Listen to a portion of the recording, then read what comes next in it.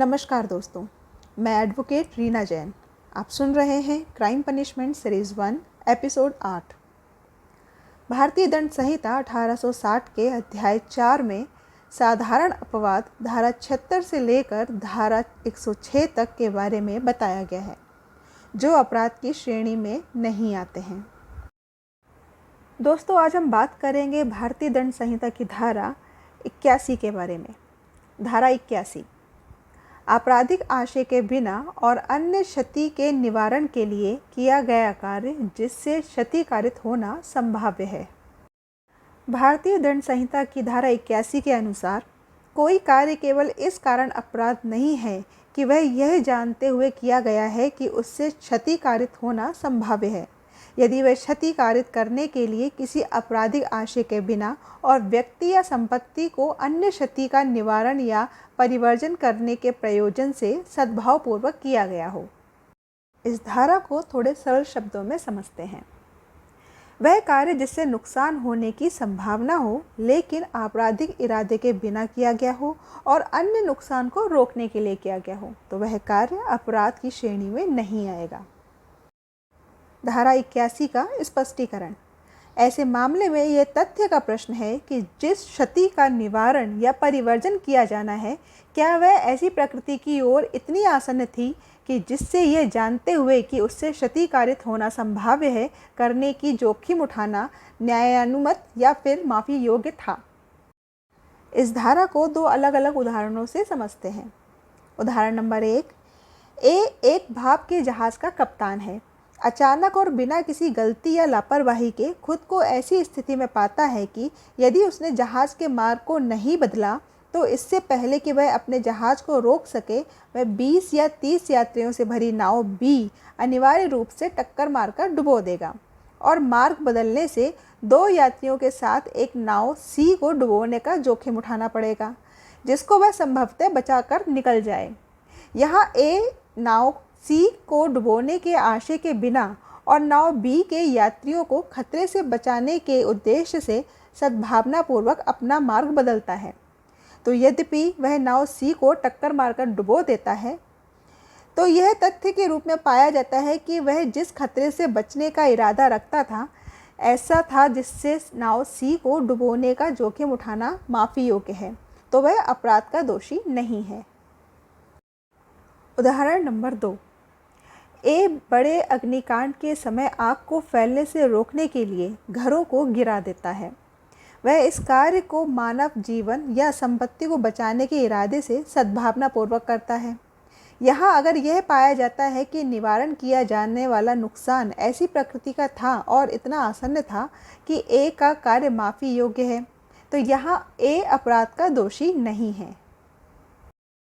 तो दोस्तों, अब हम बात करते हैं धारा 81 से संबंधित केस के बारे में। आसाराम बापू बनाम अमन सिंह डागी व अन्य 12 सितंबर 2014 मध्य प्रदेश उच्च न्यायालय। उक्त दायर याचिका सीआरपीसी की धारा 482 के तहत न्यायिक मजिस्ट्रेट प्रथम श्रेणी विदिशा एमपी द्वारा पारित 19 जून 2013 के एक आदेश के खिलाफ निर्देशित है। इस केस का विवरण इस प्रकार है।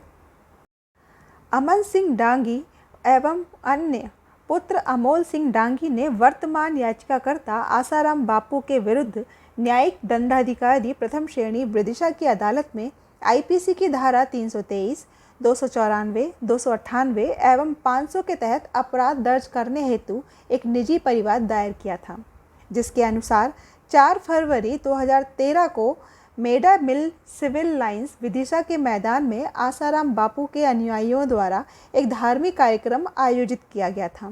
उक्त समारोह में आसाराम बापू का व्याख्यान सुनने के लिए काफ़ी संख्या में लोग एकत्रित हुए थे। शिकायतकर्ता अमन सिंह भी अपने दोस्तों के साथ समारोह में शामिल हुआ था। रात के करीब 10 बजे जब समारोह समाप्त हो गया था तो आसाराम बापू को वाहन में बैठने के लिए मंच से नीचे उतरना था। इस दौरान शिकायतकर्ता अमन सिंह जब उनके पैर छूने के लिए उनकी ओर आगे बढ़ा तो याचिकाकर्ता ने उसे लात मार दी और गाली गलौज करने के बाद गाड़ी में बैठ गया। शिकायतकर्ता अमन सिंह गिर गया और आसपास के लोगों ने उसे उठाया और उसके घर ले गए।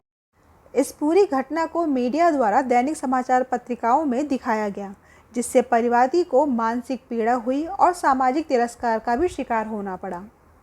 शिकायतकर्ता ने 7 फरवरी 2013 को सिविल लाइंस थाने में मामले में कानूनी कार्रवाई करने के लिए एक लिखित शिकायत प्रस्तुत की।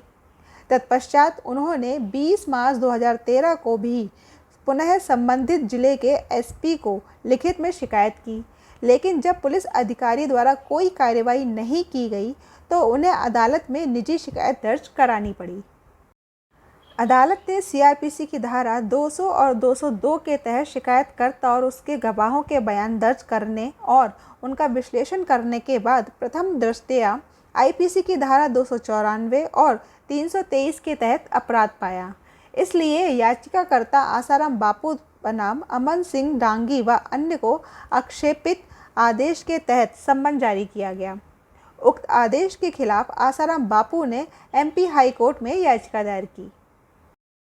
याचिकाकर्ता आसाराम बापू के वकील ने तर्क दिया कि शिकायत में लगाए गए आरोपों के आधार पर याचिकाकर्ता के खिलाफ अपराध का कोई मामला बनता ही नहीं है। शिकायतकर्ता के अनुसार घटना 4 फरवरी को हुई थी और 3 दिनों की अवधि के बाद उसने पुलिस प्राधिकरण से संपर्क किया, जो ये दर्शाता है कि शिकायत कुछ गुप्त उद्देश्य और प्रचार पाने के लिए कुछ परोक्ष उद्देश्य से की गई थी। पुलिस को की गई लिखित शिकायत में शिकायतकर्ता ने याचिकाकर्ता द्वारा उसके खिलाफ अभद्र भाषा का उपयोग करने के बारे में उल्लेख नहीं किया है, जबकि ये सामने आया है कि शिकायतकर्ता की आपराधिक पृष्ठभूमि रही है। इसलिए ये प्रार्थना की जाती है कि ट्रायल मजिस्ट्रेट द्वारा पारित आदेश को रद्द किया जाना चाहिए। वहीं शिकायतकर्ता के वकील ने तर्क दिया कि आसाराम बापू बनाम अमन सिंह डांगी और अन्य मामले में संज्ञान लेने का समय शिकायतकर्ता और उसके गवाहों के बयानों में मामूली विरोधाभासों को और चूकों को देखने के बजाय केवल प्रथम दृष्टया मामले को देखा जाना चाहिए। इस मामले में की गई शिकायत अपराध के तत्वों को दर्शाती है और इसीलिए रिकॉर्ड किए गए साक्ष्यों पर विचार करने के बाद मजिस्ट्रेट ने सही राय बनाई और आरोपी के खिलाफ संज्ञान लिया। इसलिए विवादित आदेश बिना किसी हस्तक्षेप के बुलाए जाने योग्य है। हाई कोर्ट ने दोनों पक्षों को ध्यान से सुनने के बाद और गवाहों के बयानों पर विचार करने के बाद व पूरे मामले की जांच के बाद निर्णय सुनाया। कोर्ट ने कहा कि यदि हम वर्तमान स्थिति को देखें और शिकायतकर्ता द्वारा लगाए गए आरोपों को ध्यान में रखते हुए उस समय की तस्वीर की कल्पना करें कि वह उस स्थान पर आरोपी के पैर छूने गया था, जो लगभग भीड़ भाड़ वाला एरिया था, और जब आरोपी कार लेने जा रहा था तो अचानक शिकायतकर्ता को लगा कि आरोपी ने उसके सिर पर लात से वार किया।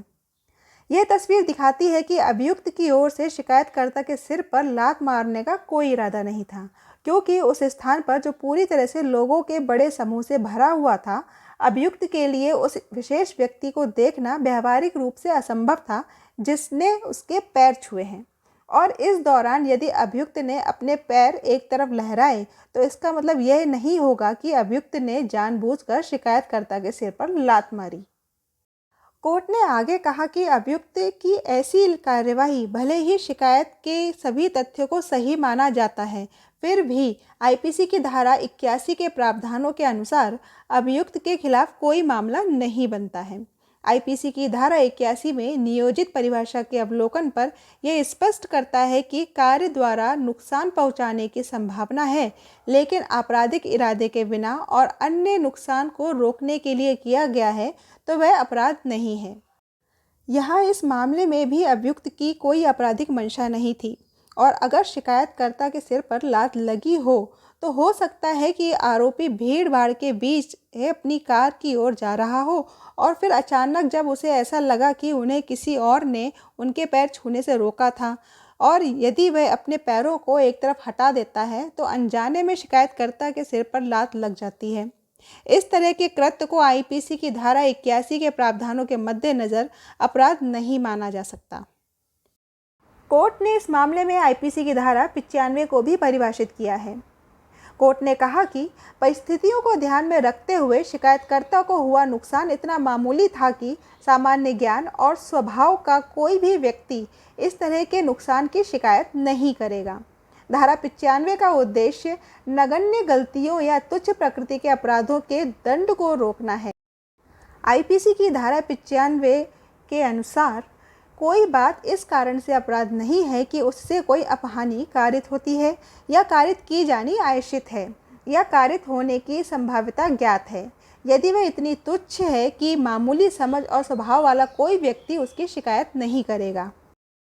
इस प्रकार मामले के उपरोक्त तथ्यात्मक और कानूनी पहलुओं पर विचार करने के बाद इस अदालत की राय में आसाराम बापू बनाम अमर सिंह डांगी और अन्य के मामले में याचिकाकर्ता के खिलाफ कोई मामला नहीं बनता है।